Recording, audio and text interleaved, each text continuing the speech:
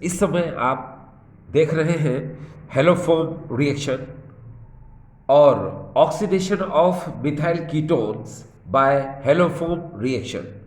Methyl ketone का haloform अभिक्रिया द्वारा ऑक्सीकरण। देखिए यहाँ हेलोफोम रिएक्शन में हम ऐसे कीटोन लेते हैं जिसमें कार्बोनिल ग्रुप से कम एक मिथाइल ग्रुप अटैच होना चाहिए। कार्बोनिल समूह से एक मेथिल ग्रुप संलग्न होना चाहिए। जैसे अगर आप यहाँ देखें, ये देखिए मैं इसको ऐसे लिख देता हूँ RC डबल बॉन्ड O और ये CH3। ये देखिए इसको कहा जाएगा डियर मिथाइल कीटोन। क्या कहा जाएगा इसको? ये मिथाइल और ये क्या हो जाएगा? कीटोन। तो देखिए मैंने आपसे कहा कि मिथाइल कीटोन में कार्बोनिल ग्रुप से एक रेडिकल लिंक रहता है, ठीक है। और जब हम इसको सोडियम हाइपोहेलाइड से ऑक्सीडाइज करते हैं तो ये ग्रुप जो होता है, ये तरह जो ग्रुप होता है, ये sodium salt of fatty acid वसी अम्लों के सोडियम लवण में कन्वर्ट हो जाता है। और ये जो CH3 ग्रुप है इसमें से ये चेंज हो जाता है क्लोरोफॉर्म में, आयोडोफॉर्म में, ब्रोमोफॉर्म में, हेलोफॉर्म में, ठीक है। तो यहाँ इसको शुरुआत करने से पहले मैं आपको एक बात बताने की कोशिश करूँ डियर स्टूडेंट्स। ये देखिए यहाँ पहले ये समझाना बहुत ज़रूरी है। ये देखिए हेलोजन, ये देखिए हेलोजन की बात हो रही है। अब हेलोजन में क्या क्या आता है आप जानते हैं। हेलोजन को वैसे हम X से रिप्रेजेंट करते हैं, ठीक है। अब इस हेलोजन में क्या आता है आप जानते हैं, FCl Br और ये I आता है, ठीक है। इसको हम लोग कहते हैं फ्लोरो क्लोरो ब्रोमो आयोडो। तो ये हेलो ग्रुप में फ्लोरो क्लोरो ब्रोमो आयोडो, ये चारों को हम लिखते हैं X की जगह पर, ठीक है। तो उसी तरीके से यहाँ पर ये जो हेलोफोम रिएक्शन है, ये देखिए यहाँ लिख देते हैं हेलोफोम, ये हेलोफोम रिएक्शन है। तो इस हेलोफोम का मतलब जरा जानने की कोशिश करो आप। ये ऐसे होता है CHX3, ये देखिए ये हेलोफोम है। क्या बोला जाएगा डियर इसको? हेलोफोम।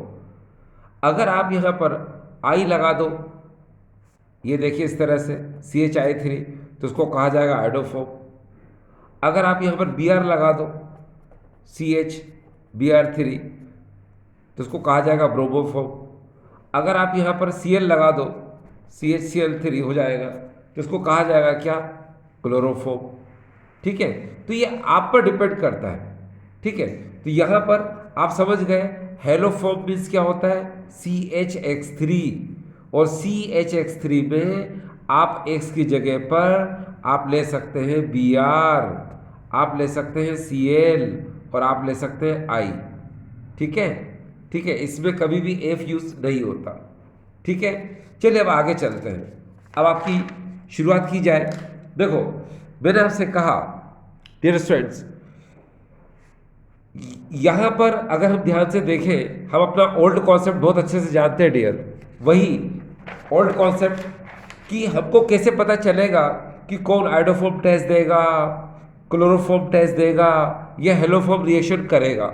तो एक बात बिल्कुल दिमाग में रख लीजिए, इसको मैं बिल्कुल फिर से क्लियर कर देता हूँ। देखिए यहाँ पर देखो, ऐसे एल्डिहाइड कीटोन या फिर अल्कोहल, आप किसी को भी ले लो, ऐसे एल्डिहाइड अल्कोहल और कीटोन जिसमें डियर ये देखिए ये CH3CO ग्रुप होगा। इसको आप अच्छे से देख लो, ये ग्रुप जिसमें भी होगा वो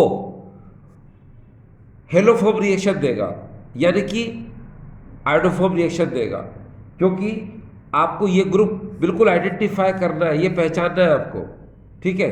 मैं फिर से बोल रहा हूँ कि जिस भी एल्डिहाइड में, कीटोन में, अल्कोहल में आपको जब भी ये CH3CO ग्रुप नज़र आ जाए तो वो आयोडोफोम टेस्ट देगा, वो हेलोफोब रिएक्शन करेगा। अब देखिए कैसे, यहाँ पर हमारे पास जो हेडिंग है, हेडिंग ये है oxidation of methyl ketone by haloform reaction.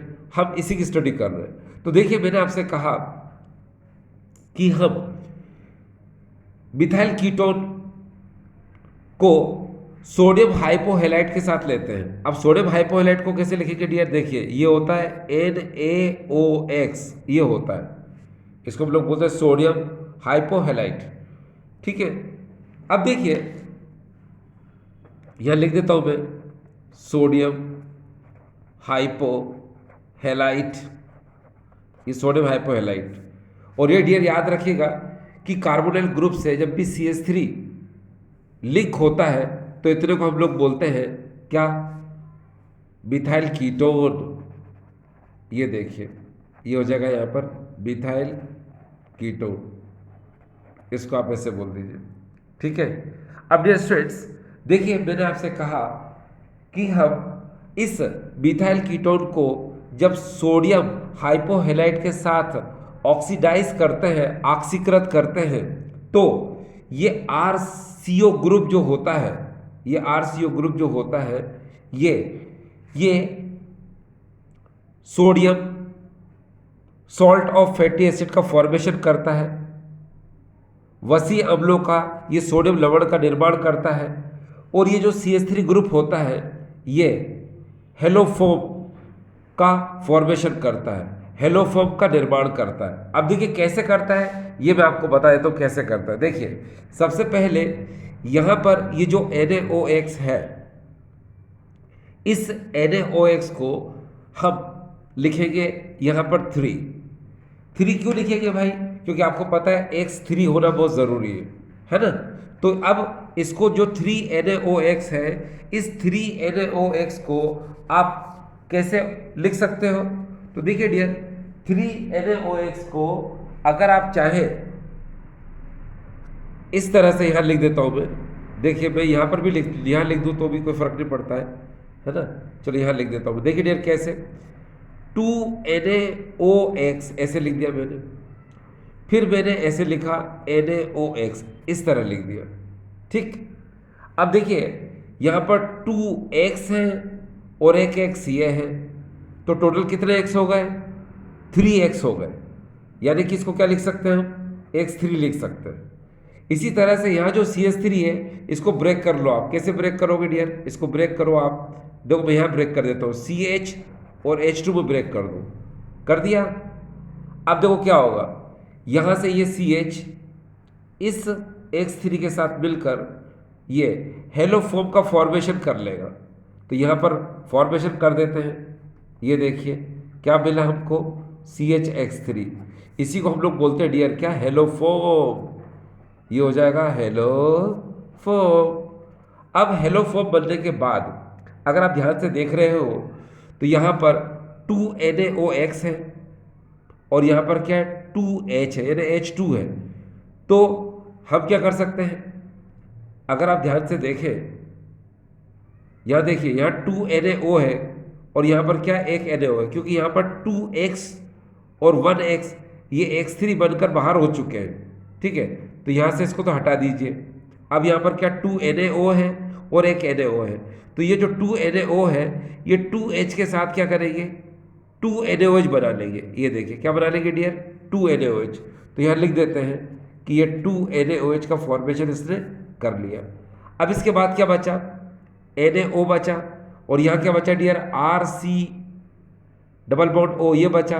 तो देखिए यहाँ पर क्या मिलेगा हमको, RC डबल बॉन्ड ONA।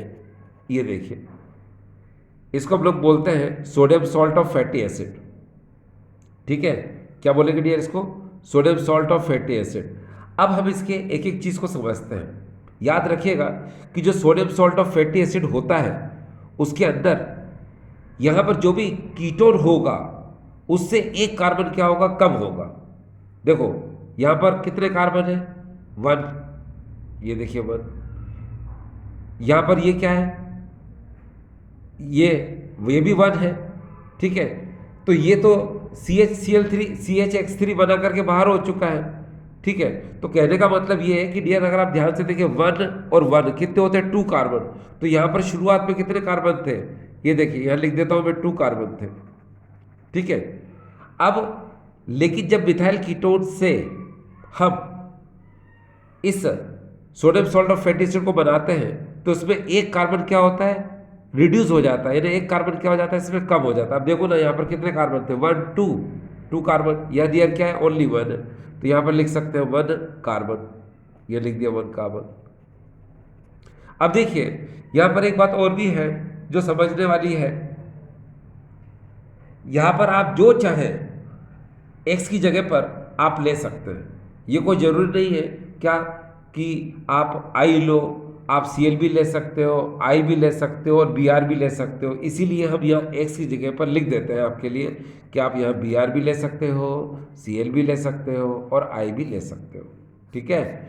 अब डियर स्टूडेंट्स एक बात और कि इस रिएक्शन में हम आपको बताने की कोशिश करें कि यहाँ पर ये जो सोडियम हाइपोहेलाइड से जब हम ऑक्सीडाइज करते हैं इस मिथाइल कीटोन को, तो ये जो मिथाइल कीटोन है ये ऑक्सीडाइज होकर के ये बनाता है sodium salt of fatty acid बनाता है और साथ में हेलोफॉर्म बनाता है।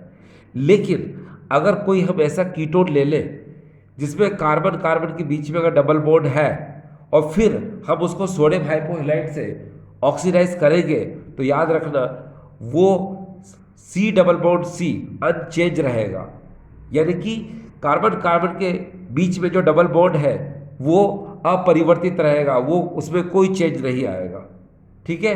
अब देखिए मैं इसको आपको बता देता हूँ कैसे, जरा देखिए किस तरह से होगा ये। इसका एग्जांपल ले लेते हैं, जैसे H, यहाँ पर C, यहाँ पर ले लिया हमने CH3, ये देखिए, फिर यहाँ पर हमने डबल बॉन्ड C, फिर ले लिया यहाँ पर CH3 और यहाँ वही ग्रुप लगा दिया हमने C डबल बॉन्ड O और CH3, ये देखिए इस तरह से हमने ले लिया, ठीक है। मैं इस समय आपको बिल्कुल NCERT की तरह ही पढ़ा रहा हूँ, ठीक है। ये NCERT में बिल्कुल ऐसी तरह से गिवन है।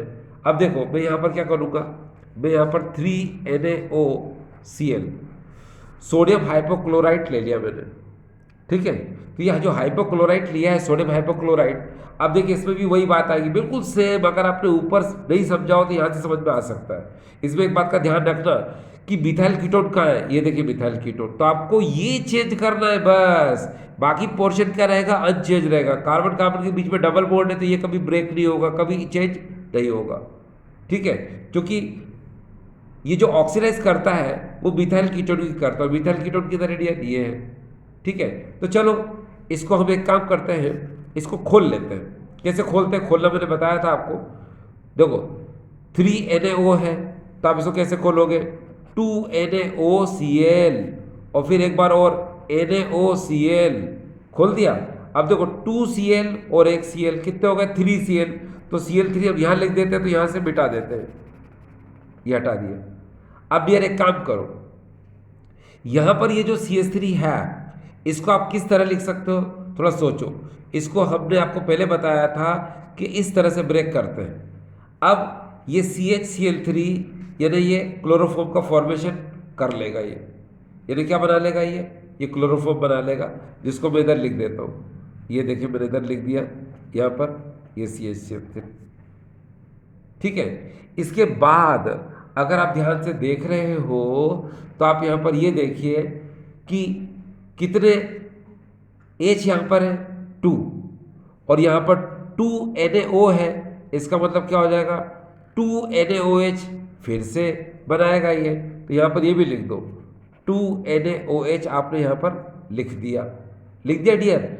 इसके जस्ट बाद अब आप क्या कर सकते हो, देखिए ये कार्बोनाइल ग्रुप है पूरा पूरा, ठीक है। और ये कार्बोनाइल ग्रुप किस में कन्वर्ट होता है, आपको पता तो है डियर, किस में, sodium salt of fatty acid, यानी कि ONa इसमें ऐड कर दो, कहाँ पर, यहाँ पर, तो पूरा पूरा ऐसा कैसे हो जाएगा, देखिए कैसे, बिल्कुल सेम देखना है।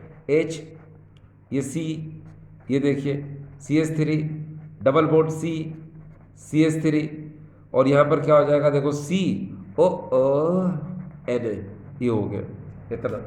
तो यहाँ पर अगर आप ध्यान से देख रहे हो तो आपको ये समझ में आ गया, ये देखिए, ठीक है।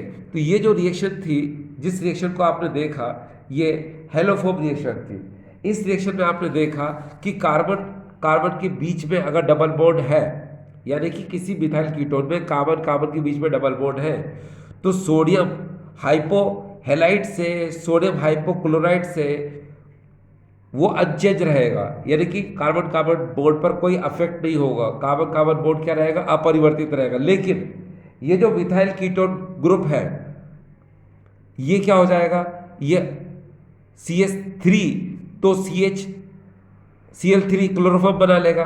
बाकी जो इतना पोर्शन है ये ऑक्सीडाइज होकर क्या बनाएगा, sodium salt of fatty acid बना लेगा। ठीक है, तो ये आपको समझ में आ रहा है। चलिए अब देखिए हम आगे चले। देखिए हम हेलोफोम रिएक्शन को या फिर आइडोफोम रिएक्शन को कुछ इस तरह भी कर सकते हैं। देखिए यहाँ पर हम सबसे पहले क्या करेंगे, हम यहाँ पर ये 2NaOH ले लेते हैं, फिर हम इसको I2 से रिएक्ट कराते हैं। ये देखिए I2 से रिएक्ट कराने से क्या होगा कि ये जो 2NaOH है इसको हम दो बार ऐसे लिख सकते हैं। देखिए NaOH एंड NaOH ऐसे हमने लिख लिया। लिखने के बाद जो I2 है इसको भी हम दो बार लिख सकते हैं, ऐसे हमने लिख लिया। अब यहाँ करना क्या है, जरा ध्यान से देखो, यहाँ से आपको वाटर मॉलिक्यूल एलिमिनेट करना है, ये जल का अणु क्या करना है, निकालना है। तो निकाल दिया तो आप इधर लिख दो। ठीक है, अब उसके बाद क्या होगा, ये एक Na इस I के साथ NaI बनाएगा, ये आपने यहाँ पर NaI बना लिया। फिर एक NaO इस I के साथ ये देखिए NaOI बनाएगा। अब यहाँ क्या क्या है तो देखो, इसको हम लोग बोलते हैं सोडियम आयोडाइड, इसको हम लोग बोलते हैं सोडियम हाइपो आयोडाइड। ठीक है, इसको हम लोग बोलते हैं सोडियम हाइपो आयोडाइड। ठीक है, तो यहां पर हमको एक बात समझ में आ रही है कि यहां जो NaOI है इसको हम मिथाइल कीटोन के सामने लाकर रख सकते हैं। देखिए RC डबल बॉन्ड O और ये CH3, आपको पता है ये क्या है, ये मिथाइल कीटोन है। इसको हम लिख सकते हैं मिथाइल कीटोन, ये हमने मिथाइल कीटोन लिख दिया। अब उसके बाद क्या होगा कि हम इसके 3 मॉलिक्यूल लेंगे। ध्यान से देखिएगा, ये 3NaOI, ये हमने 3 मॉलिक्यूल इस तरह से ले लिए। अब 3 मॉलिक्यूल लेने के जस्ट बाद होता यह है डियर कि इसकी रिएक्शन को हम किस तरह से आगे बढ़ाते हैं। देखो यहाँ पर अगर आप ध्यान से देख रहे हो तो यहाँ पर देखिए I कितने हैं, ये 3 है ना, और यहाँ पर H कितने हैं, ये भी 3 है। तो 3H को यहाँ से हटा सकते हैं, है ना, और I को क्या कर सकते हैं, यहाँ पर हम लिंक कर सकते हैं। तो देखिए क्या हो जाएगा, RC डबल बॉन्ड O फिर C और यहाँ पर हो जाएगा ये I3, ये हो गया। ठीक है, और यहाँ से क्या बाहर निकल गया, यहाँ से देखिए डियर 3NaOH क्या हो गया, ये बाहर निकल गया। ये देखिए 3NaOH क्या हो गया डियर, बाहर निकल गया। याद रखना ये I है, CI3। अब उसके बाद क्या होगा, इसको हम वापस से लेकर के आएंगे। ये देखिए RC डबल बॉन्ड O फिर हो जाएगा ये CI3 और हम इसकी रिएक्शन कराएंगे अब NaOH के साथ। ये देखिए जब हम इस NaOH के साथ रिएक्शन कराते हैं तो आपको पता है ये H आप इसको दे दो तो क्या बना लेगा, ये CHI3, यानी क्या बना लिया इसने, CHI3, यानी कि आयोडोफोम बन चुका डियर। ये देखिए आयोडोफोम ये बन चुका। ठीक है, इसके बाद क्या होगा, ये ONA आप यहाँ लिंक कर दीजिए तो क्या हो जाएगा RCOONA। ये देखिए तो आपने देखा इस तरह से हमको क्या मिला, RCOONA प्लस CHI3 इस तरह से मिला।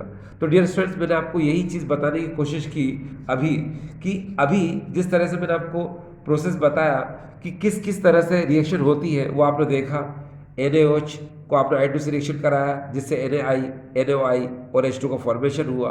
फिर ये जो NaOI है इसके 3 मॉलिक्यूल इस मिथाइल कीटोन से रिएक्ट करते हैं और ये RC double bond O CI3 का फॉर्मेशन करते हैं।